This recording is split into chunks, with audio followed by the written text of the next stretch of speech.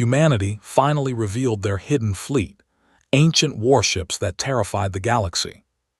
The transmission came in at 300 hours, and it was not a request.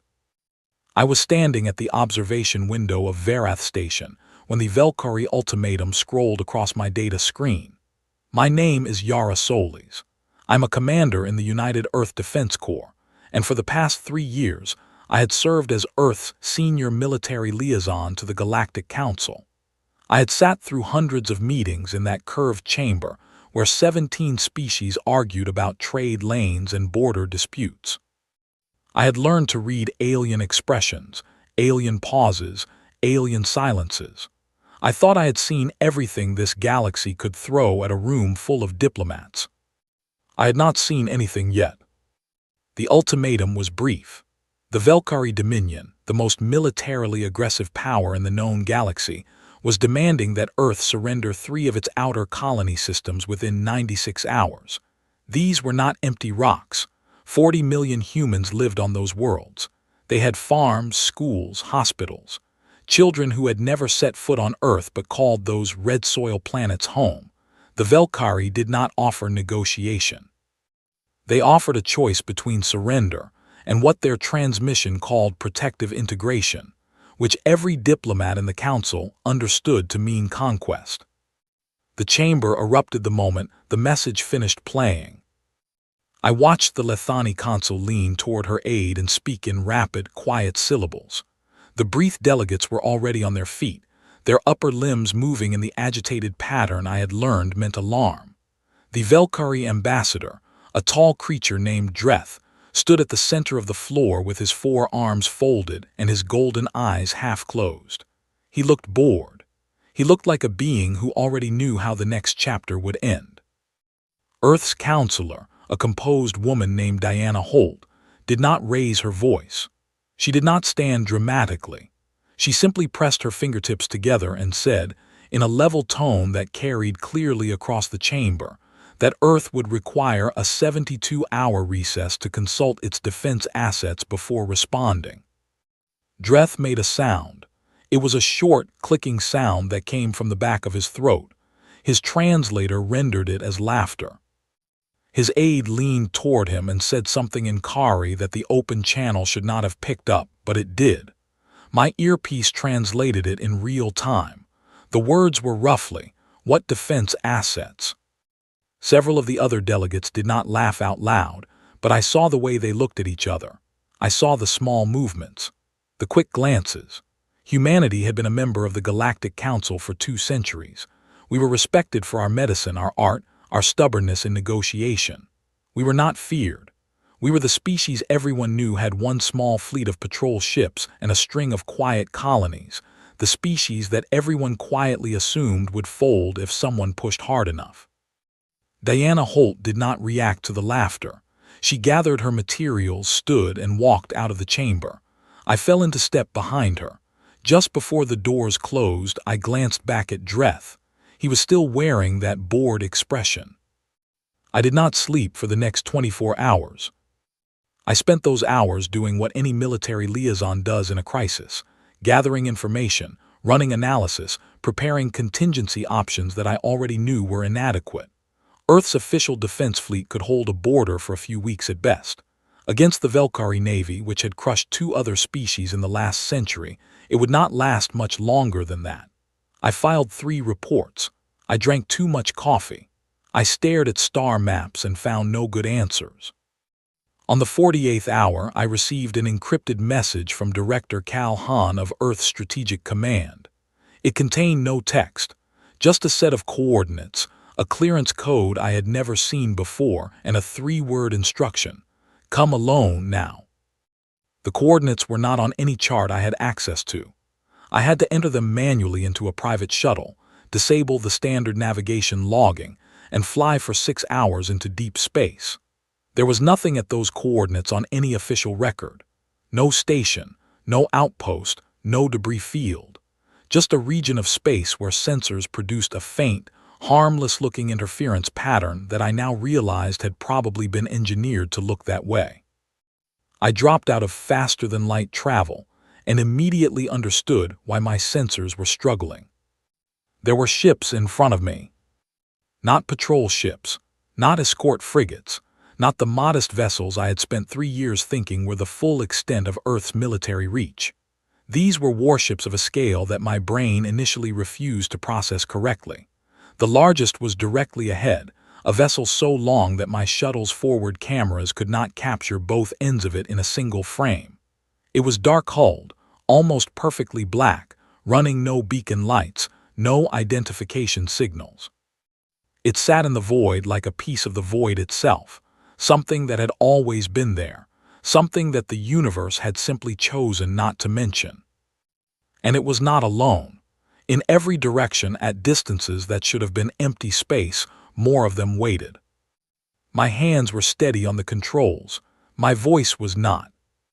I opened a channel to the coordinates Director Han had given me and said quietly that I had arrived. His voice came back immediately. He sounded calm. He sounded the way a person sounds when they have been carrying a very large secret for a very long time and have finally, carefully, chosen to set it down. "Commander Solis," he said, "what you are looking at is the first armada. It has been waiting here for 140 years. We built it in the dark and we never told anyone, not even most of us." The largest ship in front of me was 14 kilometers long. I counted the vessels I could see with visual confirmation alone, without sensor assistance, just by looking at the shapes against the stars. I stopped counting at 200. "Director," I said, "how many?" There was a brief pause.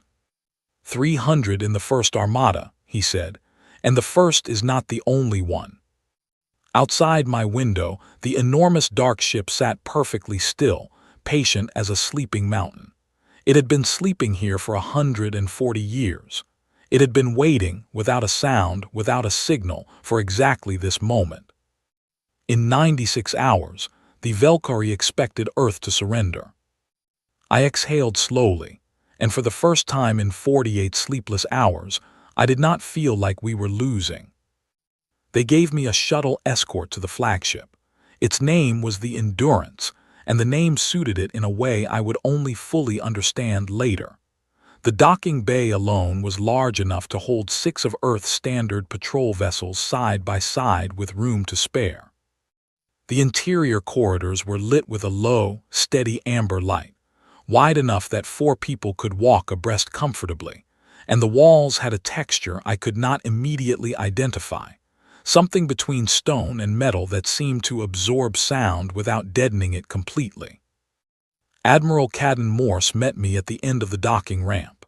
He was 81 years old, with the kind of posture that comes from decades of habit rather than effort, white-haired, brown-eyed, unhurried. He shook my hand and looked at my face the way experienced commanders always do when they meet someone new, taking a quiet inventory. "First time seeing them?" he asked. "Yes, sir." He nodded. "Everyone has the same look the first time. Come on, I'll walk you through it." He did not give me a tour of the whole ship. That would have taken days. He took me to 3 places: the bridge, the engine core, and the archive room. The bridge was enormous and quiet. It operated with a crew of 240, but the silence was the first thing that struck me. No shouting, no raised voices, no dramatic tension, just steady movement and low conversation, the sound of a team that had been training together long enough that they no longer needed to fill the air with noise. The main display was a 3-dimensional star map that occupied the center of the room, real time, updating with data from sensors I had never encountered in any official Earth vessel. "We have been running active training deployments inside the nebula field for 60 years, Admiral Morse said. "The crews rotate on a classified posting cycle. Every person on this ship has been here before. Some of them have been here 3 times. "And none of them talked," I said. "They signed agreements," he said, "but more than that, they understood what they were part of. You don't talk about something like this. You protect it. Because the moment the galaxy knows you have it, the advantage changes." He took me to the engine core next. I am not an engineer, but I have been around enough ship systems in my career to understand basic drive mechanics. What I saw in the engine core of the Endurance was not basic. The chamber was 3 decks tall, a vast cylindrical space filled with components arranged in a lattice pattern that reminded me, faintly, of something organic, like the inside of a living structure rather than a machine. The energy signature was unlike anything I had ever seen in a human vessel. It was almost silent. Just a deep, low vibration that I felt in my chest before I heard it with my ears. "That drive," Admiral Morse said, watching my face, "is not a human design, not originally." He let that sit for a moment. "Before we joined the Galactic Council," he said, "before first contact was officially announced, our Deep Space Survey team spent 30 years working the outer regions alone. Standard protocol was to map, catalog, and report. One survey team found something different. 3 separate debris fields, each one ancient. The materials were not from any cataloged civilization. The designs were not in any database. Our scientists spent 15 years reverse engineering what they could find, and then spent another 30 years improving on it." I looked at the drive lattice. Whose design was it originally? He walked me to the archive room before he answered. The archive room was small compared to the rest of the ship, a rectangular space with walls lined entirely in data storage panels, and a central table with a display system built into its surface. Admiral Morse placed his hand on the table, entered a code, and brought up a file. The display showed a species profile. The image was a reconstruction, assembled from fragmentary biological evidence found in the debris fields, not a photograph but an educated approximation. They were tall, long-limbed, with wide-set eyes and a bone structure that suggested they had evolved on a high-gravity world. They had 4 fingers on each hand. They had been gone for a very long time. "We call them the Anhari," Admiral Morse said. "That is the closest phonetic approximation we could construct from their written records. They predate the Galactic Council by roughly 80,000 years. At their peak, based on the scale of the debris and the complexity of their technology, they were significantly more advanced than any species currently in the Council." "What happened to them?" I asked. "We don't know the full picture yet," he said. "But we know they built weapons, these weapons, and we know they built them because something out there scared them badly enough to push their entire civilization onto a war footing." He closed the file. "The Velkari," he said, "have a religion. Their creator figures, the beings they believe shaped the galaxy in the ancient time, the ones they name in their oldest prayers, the ones whose symbols appear in the oldest stones on their homeworld." I already felt where this was going. "They are the Anhari," he said simply. I let that settle. The Velkari worship the Anhari as gods, and here in this ship, in this hidden fleet of 300 vessels, humanity had taken the Anhari's technology, studied it, improved it, and built it into the most powerful warships in the known galaxy. We had been flying their god ships, and we had made them better. "Why?" I finally asked. "Why build all of this? Why the secrecy? Why 140 years?" Admiral Morse turned off the display and faced me directly. "Because we studied history," he said. "Not just our own history, every civilization in the Council's records. We looked at every species that had ever made first contact with a more powerful neighbor, and we asked what happened to them. The answer was consistent enough to be considered a pattern. Eventually, the stronger party always found a reason to absorb the weaker one. Sometimes it took decades, sometimes centuries, but it happened, every time." He walked to the room's small viewport and looked out at the dark. "So we made a decision early on that we would not wait for that moment to arrive unprepared. We did not build this fleet to start anything. We built it so that if someone else tried to start something, we would be in a position to finish it. And we kept it secret because a deterrent that the other side knows about stops being a deterrent. It becomes a negotiating chip, a pressure point, something to be countered." He turned back to me. We needed it to be a fact that could not be countered, something that would simply exist, fully formed, at the exact moment it was needed. He looked at the clock on the wall. That moment, he said, is in about 40 hours. He moved toward the door, then stopped. Get some rest, Commander. You are going to be my diplomatic observer for what happens next. I need you sharp, and I need you to understand what we are about, because when we walk into Valkyrie space, I want someone beside me who can talk to the galaxy afterward and explain that we came in peace, even if it did not look entirely peaceful.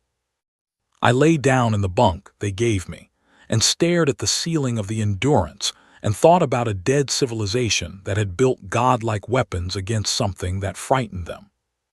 I thought about the fact that despite those weapons, they were still gone. I did not sleep much, but I got up in the morning and I was ready. The moment the Endurance dropped out of faster-than-light travel, I understood what the phrase "drop the curtain" actually meant. We were 30,000 kilometers from the lead ship of the Valkyrie border fleet. I was standing at the secondary observation post on the bridge, one level above the main crew floor, with a full view of the forward screens. The Valkyrie fleet was arranged in a defensive arc, 17 vessels, heavy cruisers and 2 carrier-class ships, the kind of formation that had made other species turn around and go home. Then the rest of the First Armada arrived. They did not arrive loudly. There was no dramatic pulse of light, no shockwave, no theatrical entrance. One moment the space around the Valkyrie formation was empty, and the next it was not. 300 ships materialized across a wide arc, encircling the Valkyrie position without closing in, without pointing weapons, without making a single aggressive move. They simply appeared, and they were simply there, and the scale of them against the Valkyrie fleet was like placing 17 stones beside a mountain range and calling it a fair comparison. The Valkyrie border fleet went completely silent. I watched the communication indicators on the bridge. Their fleet-to-fleet channel flatlined for 11 seconds. 11 seconds in a military emergency is a very long time.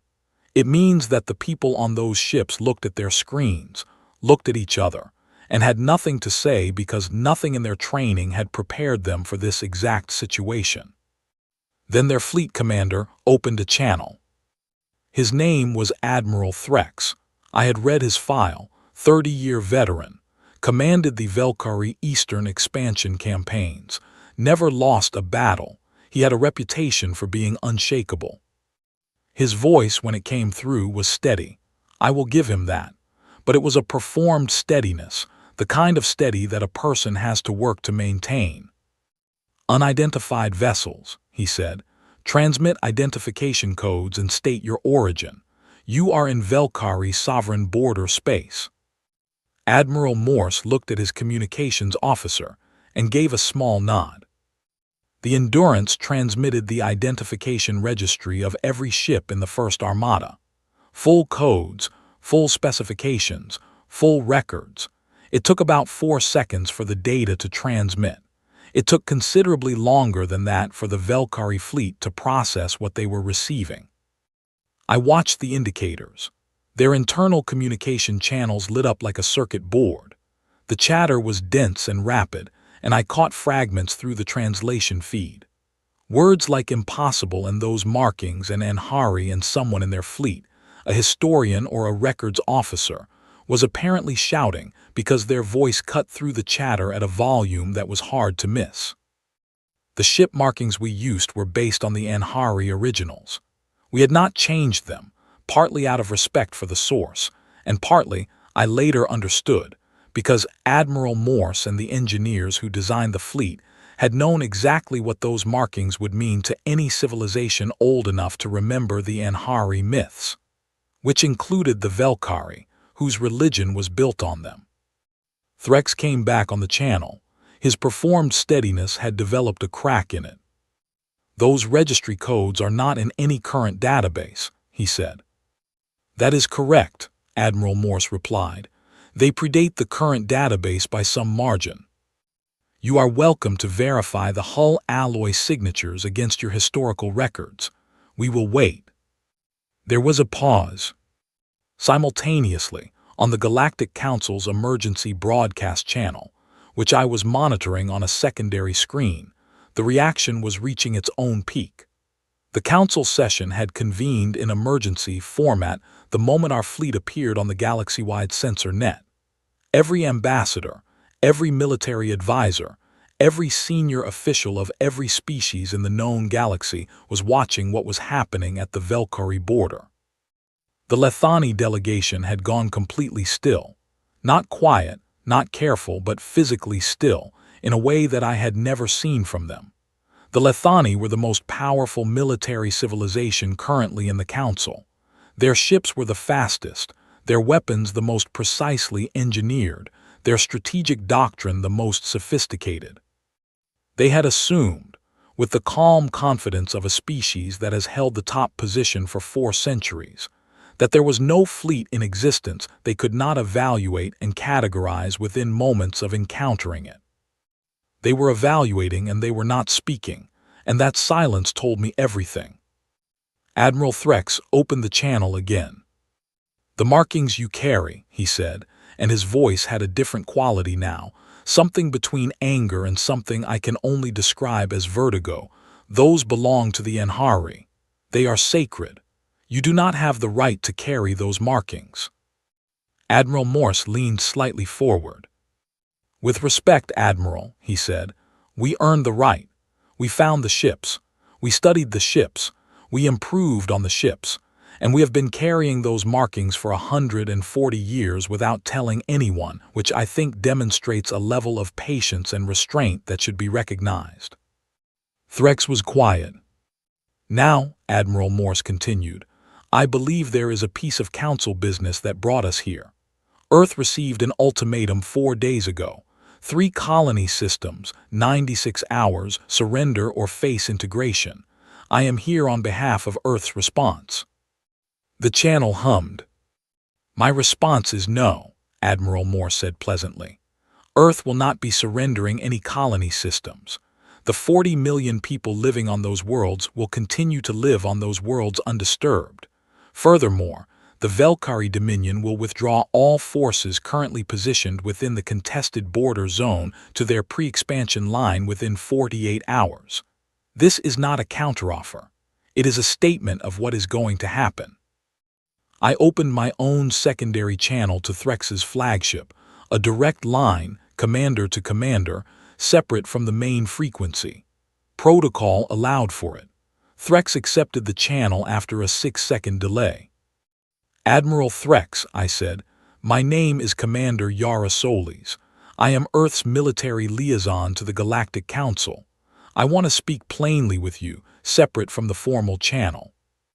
Another pause. "Speak," he said. "Our targeting systems have already completed a full scan of your fleet," I said. "I want to be very clear that we did not come here to destroy anything. We do not want that outcome. We have never wanted that outcome. We built these ships for exactly this kind of moment, the moment when someone looks at Earth and decides that because we have been quiet, we must be easy. We came here today to correct that misunderstanding, not to start anything." Silence. "But Admiral," I said, "I need you to understand that these ships have been waiting 140 years for a reason to move. And the reason to move was always going to be exactly this: someone threatening 40 million of our people. So I am asking you, as directly as I know how to ask, to take the exit that is being offered to you right now, because it is a genuine offer, and because the alternative is not something either of our peoples will look back on with any satisfaction." The silence on the channel stretched long enough that I thought he had closed it. Then he spoke. "Stand by," he said. 12 minutes later, the Velkari fleet began to move. Slowly, deliberately, repositioning toward their pre-expansion border. No final transmission. No formal acknowledgement. They simply moved, and the message in that movement was clear to every sensor and every eye watching across the galaxy. The Galactic Council erupted for the second time in 4 days. I stood on the bridge of the Endurance and watched the Valkyrie fleet withdraw on the forward screen and tried to process what I was feeling. Not triumph. Something quieter than that. Something closer to the feeling of watching a very old debt finally get paid. Admiral Morse came to stand beside me. He looked at the screen for a moment. "Good work on the secondary channel," he said. "I just talked to him," I said. "Sometimes that is all it takes," he said. "Sometimes people just need someone to speak to them honestly." My secondary screen lit up. A new message encrypted from the Lethani consul, Irav. The message was brief. 7 words, and those 7 words moved through me like cold water. "We need to speak. Alone, come quickly." I stared at those words for a long moment. In 3 years of working with the Galactic Council, the Lethani had never once sent me a message that carried that kind of urgency. They were an 800-year-lived species. They did not do urgency. Whatever she had to say, it was not about the Valkyrie. Something in those 7 words told me the Valkyrie had never been the real story. Consul Irav's private vessel was a modest ship by Lethani standards, long and narrow with a silver-gray hull that seemed to absorb light rather than reflect it. It docked beside the Endurance at a point I had arranged through back channels, away from the ongoing council feeds, away from the reporters and analysts who were already building a storm of commentary around the events of the past 4 days. She met me in the vessel's central meeting room, standing at the window with her back to the door when I entered. She was tall, as all Lethani were, with the elongated proportions of her species and the deep amber coloring that indicated old age among her people. She had lived through 3 interstellar wars and the extinction of 2 civilizations she had personally known. She had been the Lethani consul for 40 years. She turned when I came in, and I saw her face clearly. Irav was afraid. Not the kind of fear that comes from a sudden shock. This was a deep, settled fear, the kind that had been building for a long time and had finally found the moment to step into the light. "Sit down, Commander," she said. I sat. She remained standing, which told me she needed to move while she talked. "I know about Cradle," she said. "I have known for 17 years. Cradle was the code name for the Hidden Fleet's assembly region. The fact that she knew it told me the Lethani intelligence network was considerably deeper than Earth security teams had assumed. I kept my expression neutral. "Our long-range monitoring detected faint, residual energy signatures from the nebula field approximately 20 years ago," she said. "It took our analysts 3 years to conclude that the interference was deliberate, engineered. We spent another 4 years determining the scale of what was behind it." "And you said nothing," I said. "We said nothing," she confirmed. She moved to the other side of the window, "because we respected what you were doing. The Lethani have studied history longer than almost any species in the Council. We have watched civilizations rise and fall for 4 centuries from our position at the top of the Council structure. We have seen what happens to species that trust too completely, that build too openly, that assume that because they are members of a collective body they are protected by that body." She looked at me directly. "They are not." "We know," I said. "Yes," she said. "You clearly do, which is why we kept your secret. We decided that a species clever enough and patient enough and quietly determined enough to build what you built, in the dark, without a word for 140 years, was a species that deserved to keep its advantage until the moment it chose to reveal it." She paused. "And the moment was chosen well." She moved to the table, sat down across from me, and folded her hands on the surface. The gesture was deliberate, a signal that the easier part of the conversation was over. "I am not here to talk about the Valkyrie," she said. "The Valkyrie are a problem that has been resolved. I am here to talk about why the Anhari built those ships in the first place." My posture changed slightly. I felt it before I controlled it. "We have our own records," Irav said. "The Lethani have been keeping historical archives for 600 years. We have fragments, partial records, translated portions of material from dead civilizations. The Anhari appear in our records, though not by that name. They appear as a reference point, a civilization that our earliest archivists described as the ones who were preparing for something they would not name. Preparing for what? I said. She was quiet for a moment. We were never certain, she said.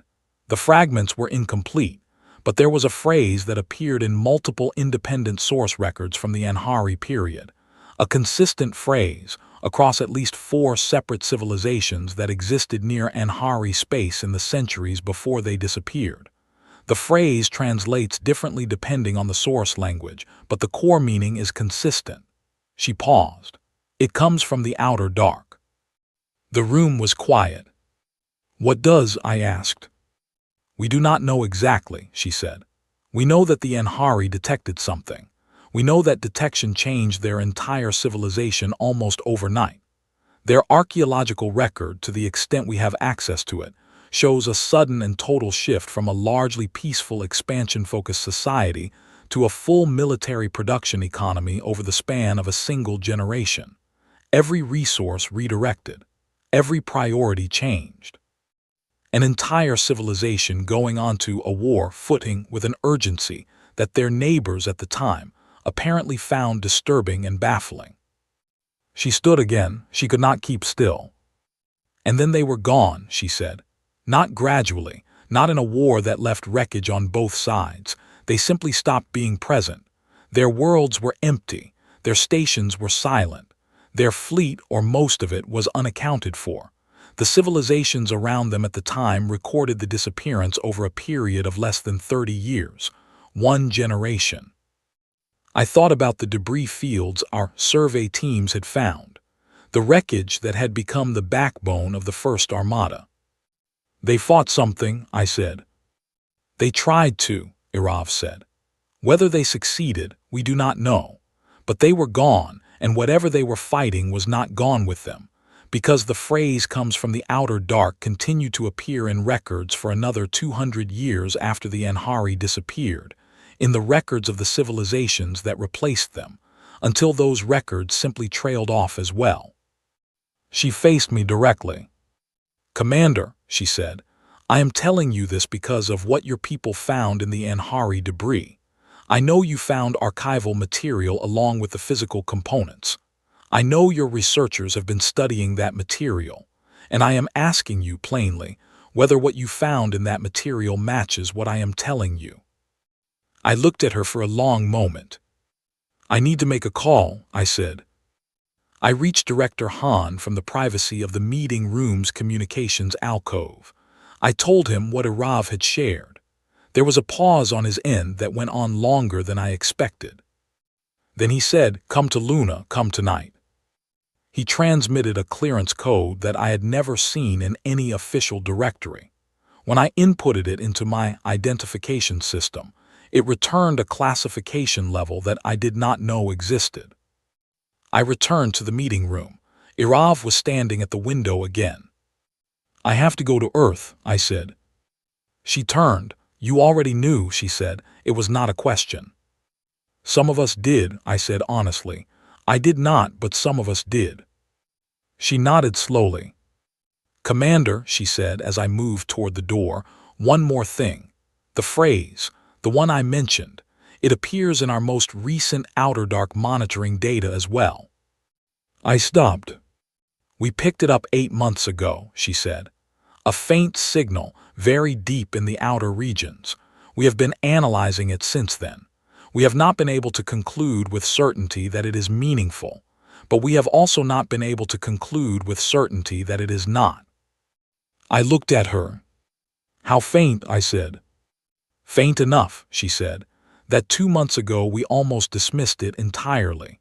But faint things tend to grow louder if you wait long enough." I left her ship and went to find a faster vessel. The facility under the lunar surface was not on any public map. The elevator that descended to it ran for 3 minutes after the lunar surface station's basement level, which meant it was deep, much deeper than any mining or research installation I had heard of. When the doors opened, I stepped into a corridor that was lit like a clean laboratory and walked for 4 minutes before reaching the archive proper. Director Han was already there, along with 3 people I did not recognize, one of whom was in a research division uniform I had never seen before. Admiral Morse was there too, standing with his arms crossed and the expression of a man who had been expecting this conversation for a while. The archive room was larger than I expected. The storage systems went floor to ceiling on every wall, and the central display table was larger than the one on the Endurance. Director Han did not offer small talk. He walked directly to the table and brought up a file. "You want to know if we found the same thing Arav described," he said. "Yes," I said. He opened the file. The display showed a timeline, annotated in multiple languages, with the Amharic script running along the bottom as a reference source. The sections were dense and the annotations were detailed, but Han pointed to a specific cluster near the end of the timeline, the last recorded Amharic entries before their civilization's record went silent. "This is from the deepest archive we recovered from the 3rd debris field," he said. "It took 9 years to translate fully. Our linguistics teams were working in complete isolation. The final entry, the last one in chronological order, was translated about 6 years ago." He highlighted a text block, and the translation appeared beside it. I read it. It took me a moment to make sure I had read it correctly. Then I read it again. The text said, "We leave our weapons to whoever finds them. We hope they are braver than we were. We hope they are stranger. We hope against everything that they are human." I looked up at Director Han. "That cannot be right," I said. "This is 80,000 years old. They cannot have written that. They did not know we existed." Han nodded slowly. "We know. We have verified the translation 11 times by 4 independent teams. We have cross-referenced the grammar structure against every other Amharic document we recovered. The word in their language that our system renders as human is a specific term. It does not mean person or being or ally. It is a specific proper noun that appears nowhere else in the Amharic records we have." The room was very quiet. "Our linguists," he continued, "spent 3 years debating whether the translation was an error. Eventually they stopped debating it because there was no error they could identify. The text says what it says." Admiral Morse spoke from across the room. "Whatever they were afraid of," he said, "they believed that the species capable of standing against it had not yet arrived when they built those ships, so they left the ships for us, whoever us turned out to be." I stared at the words on the display. And then every perimeter alarm in the facility went off at the same time. Not one, not two. Every single Outer Dark monitoring station, all 47 of them, spread across the farthest reaches of Earth's sensor network, triggered simultaneously. The alert sound was one I had never heard before, a continuous, low tone that the system documentation apparently reserved for a category of event that the engineers who designed it had hoped would never occur. Director Han moved to the emergency panel on the wall and pulled the status feed. He looked at it. His face changed. "It is moving toward us," he said quietly, "from the Outer Dark, whatever the Amharic built those ships to fight." He looked up at the room. "It noticed us when we turned on the fleet." Admiral Morse was already reaching for his communicator. I was already running for the elevator. The moment I stepped back onto the bridge of the Endurance, I knew that everything from the previous 4 days was prologue. The Velkari ultimatum, the fleet reveal, the showdown at the border, Irav's warning, the words left behind by a dead civilization 80,000 years ago. All of it had been a long, winding road leading to this. The Outer Dark alarms were still running on every monitoring network in the galaxy. I knew because the Council emergency channel was a wall of noise, 47 separate alerts merging into a single continuous transmission that no one on the Council had the vocabulary to address because Nothing in the Council's records had ever triggered all the outer monitors at once. Admiral Morse was at the main display when I arrived. He did not look up immediately. He was studying the tracking data with the focused stillness of a man doing rapid calculations that he does not want to interrupt. "Give me a number," I said. "One entity," he said. "As far as we can determine, but entity might not be the right word. It is large, very large, larger than any ship in the known galaxy, including ours.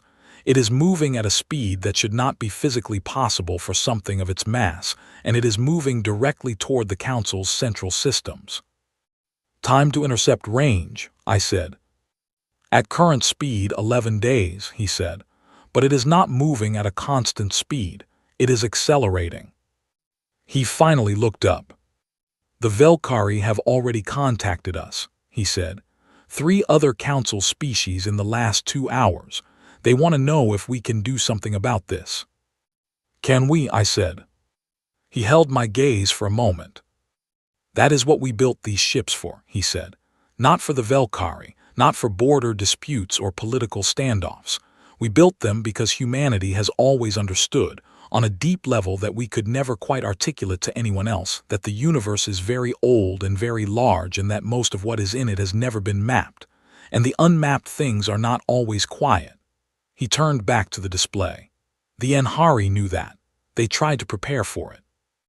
We took their preparation and we improved it, and now we are going to find out if it is enough." He gave a command that went to every ship in the first armada. Then he gave a second command, one I had not heard before, on a frequency I did not recognize. The response was immediate. On the far edge of the tracking display, new shapes appeared, emerging from different points in space, from regions that the galaxy-wide sensor net had recorded as empty for as long as the net had existed. Ship after ship after ship, more of them, different configuration from the first armada but the same dark hull, the same Anhari markings, the same massive scale. The second armada. And then from a third set of coordinates, the third. 600 ships total. I counted them on the display as they assembled into formation. 600 vessels, every one of them built on the bones of a civilization that had understood what was out there and had tried to prepare the next species in line. 600 ships that humanity had kept secret for over a century, in the patient conviction that the secret would someday matter. The Galactic Council feed, which I was monitoring on a secondary screen, captured the moment the full fleet appeared on the galaxy-wide sensor net. Every species, every watching station, every military analyst across 17 civilizations. They all saw 600 ships materialize in formation, and for approximately 20 seconds, no one on any channel said a single word. Then the Velkari ambassador made the transmission that I think every historian will reference when they write about this period. It was a formal council broadcast, recorded, logged, transmitted to every member civilization. Admiral Threx himself delivered it, the same admiral whose fleet had backed down 4 days ago. His voice was steady, and it cost him something to make it so. He said that the Velkari Dominion formally and unconditionally requested that humanity take defensive action on behalf of all council member civilizations. He said that the Velkari fleet and every asset the Dominion could commit stood ready to support in any capacity that Earth's commanders considered useful. He said it with the careful precision of a proud species making an enormous concession, and doing it anyway, because pride is a luxury that disappears very quickly when something vast and old and incomprehensible is accelerating toward your homeworld. Admiral Morse received the transmission. He looked at me. "You want to respond?" he said. "No," I said, "you do it." He nodded once. He opened the council broadcast channel. "This is Admiral Cadden Morse, commanding the United Earth Defense Corps 1st, 2nd, and 3rd Armadas," he said. "We acknowledge the council's request. We are moving now. All council forces stand down from the intercept zone and hold defensive positions around inhabited systems. This is not because we do not value your support. It is because what is coming has not been fought in 80,000 years, and we need room to work." He closed the channel. The formation began to move. I will not pretend the next 11 days were simple. They were not. We pushed the fleet to its maximum safe speed and still had days of travel before we reached the outer intercept zone, where our tracking models said the entity would be within effective engagement range. During those 11 days, I slept in 4-hour intervals and spent the rest of my time running coordination with the Council member civilizations, who were evacuating outer settlements and repositioning their own forces well behind our line. Irav reached me on the second day of transit. She was aboard a Lethani command ship positioned well behind the engagement zone, coordinating the non-combat council response. "I wanted to tell you something," she said, "before you reach the intercept point." "Tell me," I said. "The phrase," she said, "the one I mentioned, in our records it comes from the outer dark." She paused. "Our oldest archive interpretation of that phrase, the context around it in the source text, suggests that the civilizations who wrote it were not describing a threat. They were describing a warning, something that a previous civilization, one even older than the Anhari, had attempted to communicate." She stopped. "Attempted to communicate to whom?" I said. "To whoever came next," she said. "It was a warning label, Commander, left in the fabric of local space so that whoever was advanced enough to detect it would know what they were dealing with before they were in the middle of it." "Did it describe what we are dealing with?" I said. "Partially," she said. "It described an entity that does not experience time the way biological life does. That does not have goals the way civilizations have goals. That moves through the galaxy at long intervals, at timescales measured in geological epochs, and that does not deliberately seek to cause harm in any meaningful sense. It simply moves. And biological life, the kind that builds cities and ships and archives, tends to be in the way." "How was the Anhari supposed to stop something like that?" I said. "They were not trying to stop it," Irav said. "The weapon systems we are talking about, the ones built into your fleet, our analysis of the few Anhari technical fragments we have access to suggests they were not designed to destroy the entity. They were designed to redirect it, to persuade it in terms it could register to change course." I held that thought for a moment. "Like a very large road sign," I said. She was quiet for a second. "That is not an inaccurate metaphor," she said. "And if the Anhari were right, it responds to the right kind of signal the way any moving thing responds to an obstacle large enough and clear enough to notice." She paused again. "Which means your ships need to be loud enough and coordinated enough to register as something worth going around." "What if they are not?" I said. "Then we find out," she said simply. I closed the channel and went back to the forward display. On the day we reached the intercept zone, the entity became visible on direct sensors for the first time, rather than just as an alarm on a monitoring system. I stood at the bridge viewport and looked at it on the enhanced display, and the word entity still did not feel right for what I was seeing. It was not a ship. It was not a creature in any form I could map to biological life. It was a region of altered space, a zone where light behaved differently, where physical laws seemed to be under some kind of pressure. And at the center of that zone was something that the display rendered as a shape only because the display needed to render it as something. It was very large. Admiral Morse gave the order to form up. 600 ships arranged themselves in a configuration I had seen in the Anhari technical files, a pattern that the engineers who studied those files had spent decades interpreting. It was not a battle formation in any conventional sense. It was more like an instrument being tuned, each ship finding its position relative to the others in a precise geometric arrangement that, once complete, allowed the combined drive systems of all 600 vessels to function as a single coordinated unit. The entity continued to move toward us. "This is the moment," Admiral Morse said quietly. Not to me specifically. To the bridge, to the ship, to the formation. Everything we built this for, everything we kept quiet for, this is it. And we are ready. He gave the command. The 600 ships activated simultaneously. The combined output of 600 Anhari-derived drive cores, operating in coordinated resonance, produced a signal that my instruments could barely categorize. It was not a weapon discharge.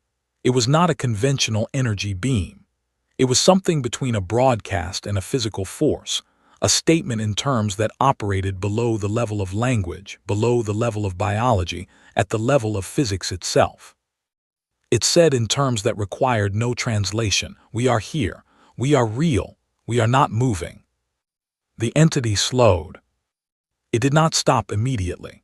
It took 4 hours, during which no one on the bridge spoke at anything above a murmur.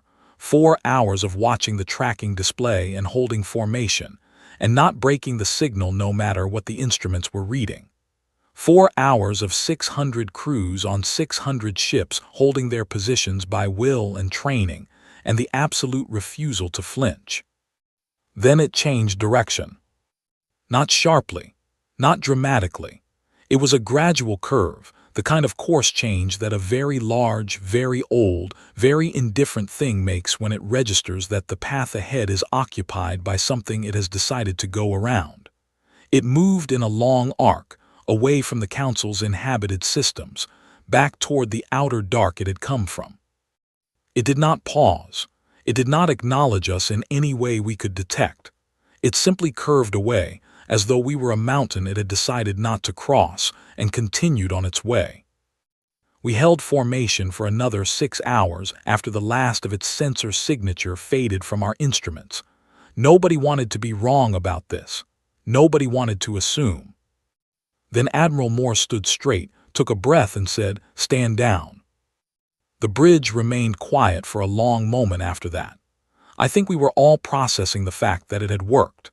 That a dead civilization's 80,000-year-old blueprint, improved and expanded and carried in secret for 140 years by a species everyone in the galaxy had underestimated, had actually done what it was built to do.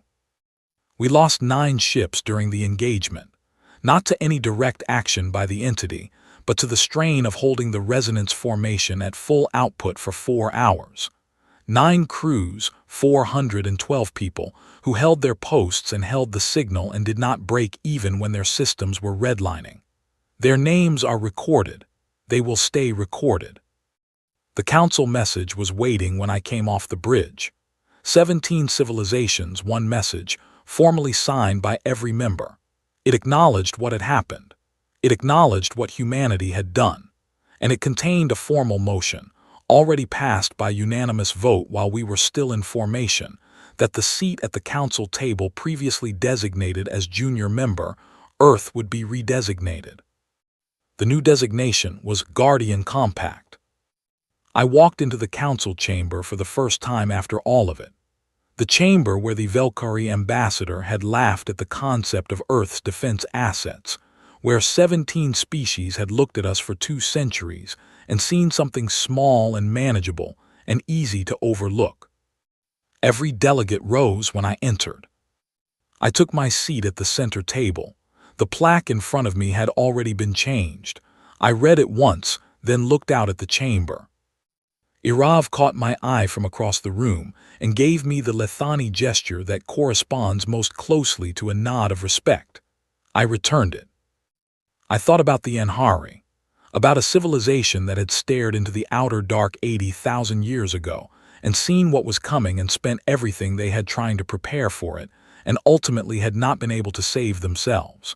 But they had left something behind. They had left the tools and the hope and the inexplicable, impossible, specifically worded hope that the species who found those tools would be the right species for the job. I thought about 140 years of quiet, of ships being built in the dark of a hidden nebula, of crews rotating through classified postings without a word, of engineers and admirals and politicians carrying a secret so large that it must have been exhausting, year after year, saying nothing, building something, trusting that the moment would come when saying nothing would finally give way to doing everything. I thought about Admiral Morse's 4 words when he gave the order to move. Bring them all up. I thought about 40 million people on 3 colony worlds who were still there, still home. I thought about the 9 crews who held the line. And I thought that if the Anhari could see us, if that was somehow possible, if their 80,000-year-old hope had any way of reaching the present, then I hope what they saw looked like this. A species that had been staring at an empty sky for as long as it could remember, that had always suspected the sky was not actually empty, that had prepared in silence and in patience and in absolute refusal to be caught without an answer. We were alone for so long, staring at the dark between stars, wondering if something was out there. Something was out there. It had always been out there. It had been waiting in the long dark since before our species knew what stars were. And when it finally moved, and when every other civilization in the galaxy discovered they had nothing that could face it, humanity was ready. Quietly, stubbornly, magnificently ready. We were always ready. That was just what we do.